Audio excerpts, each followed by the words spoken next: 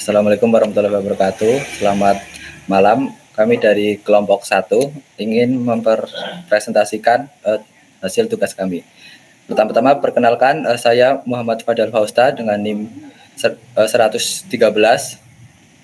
Saya Fedinata Artandi dengan NIM 115.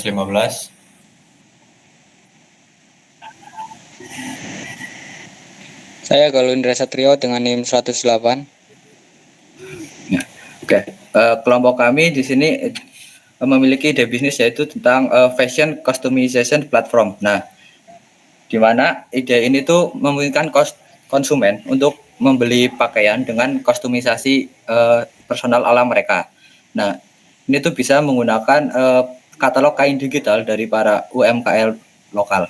Nah, konsep dari customizable fashion ini itu adalah made to order. Nah, jadi produksinya itu hanya berjalan ketika ada yang mesan. Nah, ini tuh dapat mengurangi stok yang berlebihan, mendukung UMKM lokal, dan bisa menggunakan bahan ramah lingkungan seperti bambu, rami, ataupun katun organik. Nah, selanjutnya adalah kaitannya dengan Sustainable Development Goals, yaitu pertama ada SDG 8, yaitu Decent Work and Economic Growth, nah yaitu mendukung lapangan kerja layak dan pertumbuhan ekonomi melalui keterlibatan UMKM lokal. Selanjutnya ada SDG 9, yaitu ada industri, innovation, dan infrastruktur. Nah, ini tuh memperkuat industri lokal dan inovasi fashion melalui platform digital. Selanjutnya ada SDG 12, yaitu responsible consumption and production. Nah, itu mengurangi limbah dan overproduksi lewat konsep made to order dan bahan ramah lingkungan. Selanjutnya ada SDG 13, yaitu climate action. Nah, ini tuh mengurangi dampak lingkungan dengan penggunaan bahan organik dan praktik produksi berkelanjutan. Selanjutnya ada untuk customer segments. Di sini kita ada 3. Yang pertama untuk generasi muda yang digital savvy, terbuka terhadap tren baru, mencari pengalaman belanja personal dan unik, serta menyukai produk yang mengekspresikan identitas diri. Yang kedua, konsumen yang memiliki minat tinggi terhadap fashion, tren terbaru, dan kualitas produk, menghargai keunikan desain. Yang ketiga, penjahit dan produsen kain untuk menyediakan bahan dan layanan produksi dan memperoleh akses pasar digital. Next.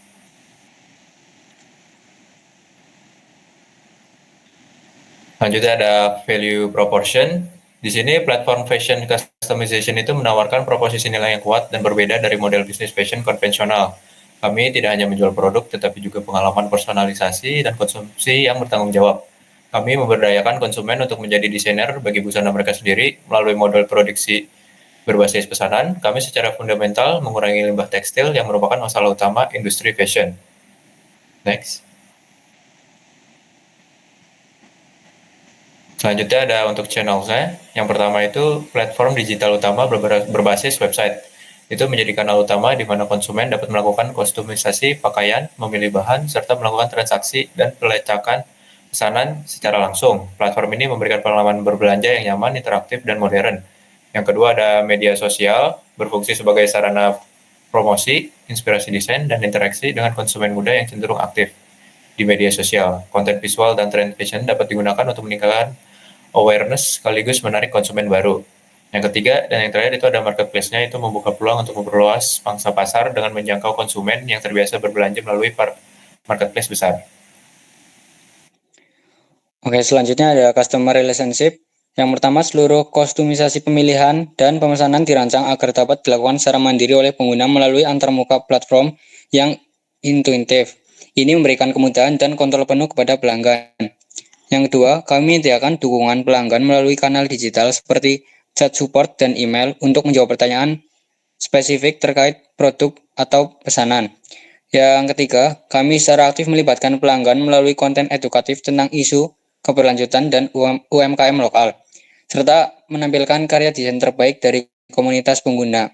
Pendekatan ini membuat pelanggan merasa menjadi bagian dari gerakan yang lebih besar, bukan hanya konsumen. Next. Review streams, sumber pendapatan. Yang pertama, penjualan pakaian custom made to order adalah pendapatan utama dari pakaian yang dipersonalisasi sesuai pesanan dan memberikan nilai eksklusif dibanding fast fashion. Yang kedua, kostumisasi premium, yaitu biaya tambahan untuk bahan premium motif khusus, atau detail unik yang meningkatkan margin dan kepuasan pelanggan. Yang ketiga, komisi transaksi UMKM adalah margin yang diperoleh platform dari setiap transaksi dengan desainer, penjahit, dan pemasok kain lokal sehingga ekosistem bisnis tetap berkelanjutan. Key results. Yang pertama, teknologi platform website sistem, database katalog kain, serta pengembangan fitur berbasis teknologi untuk meningkatkan pengalaman konsumen. Yang kedua ada infrastruktur pendukung, sistem pembayaran digital, QRIS, e-wallet, server cloud untuk menjamin kinerja platform, serta jaringan logistik yang memastikan pengiriman tepat waktu.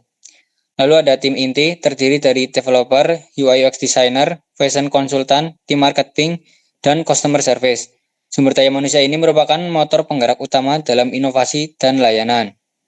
Lalu ada aset kreatif, katalog digital kain dan desain, brand identity, serta hak cipta desain yang menjadi pembeda dengan kompetitor. Lalu yang terakhir, jaringan UMKM, penjahit, desainer, dan pemasok kain lokal yang menjadi tulang punggung produksi dengan kualitas terjamin serta berkontribusi pada pemberdayaan ekonomi lokal. Selanjutnya ada key activities. Di sini fokus besarnya ada pada pengembangan dan pemeliharaan platform digital, baik website supaya selalu aman, nyaman, dan mudah digunakan oleh pengguna. Selain itu, kita juga mengakurasi katalog kain digital dari UMKM dengan tujuan menampilkan produk lokal yang kualitasnya jelas dan detailnya transparan. Dalam hal produksi, kita menggunakan sistem made to order. Jadi, produksi dilakukan sesuai dengan pesanan. Cara ini bisa mengurangi limbah, menjaga efisiensi, sekaligus memberi nilai eksklusif pada produk. Dan terakhir ada riset tren, quality control, serta layanan pelanggan yang kita jalankan secara rutin agar produk yang ditawarkan tetap relevan dengan kebutuhan pasar, kualitas terjamin, dan layanan diberikan optimal. Next. Lalu ada key partnership.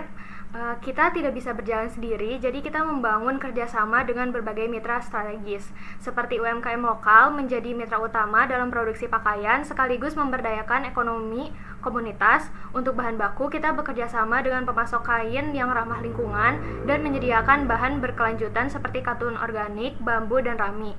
Di sisi teknologi, ada mitra yang menyediakan layanan cloud, serta sistem pembayaran digital agar platform berjalan lancar. Untuk distribusi, kita bermitra dengan jasa logistik seperti JNE, JNT, Pexel, atau Si Cepat agar produk bisa sampai ke konsumen dengan tepat waktu. Selain itu, kita juga melibatkan komunitas dan influencer fashion untuk memperluas promosi, serta institusi pendidikan dan inkubator bisnis yang mendukung dalam hal riset, inovasi, hingga akses pendanaan awal. Next. Yang terakhir ada cost structure. Di sini ada komponen biaya terbesar yang ada pada produksi, yaitu biaya upah penjahit UMKM serta pembelian bahan baku dan aksesoris dari UMKM pemasok. Kemudian ada biaya teknologi yang mencakup pengembangan dan pemeliharaan platform digital, termasuk hosting server hingga inovasi fitur baru. Selanjutnya, biaya pemasaran dan penjualan yang fokus pada iklan digital, media sosial, serta kolaborasi dengan influencer untuk menjangkau target pasar secara efektif. Dan terakhir, biaya operasional serta logistik. Biaya ini mencakup pengemasan, pengiriman produk ke konsumen, serta biaya administrasi yang diperlukan untuk menjaga bisnis tetap berjalan dengan baik. Mungkin sekian dari kelompok kami. Ini ada gambaran secara keseluruhan dari bisnis model kanvasnya. Mohon maaf apabila ada kesalahan. Terima kasih. Wassalamualaikum warahmatullahi wabarakatuh.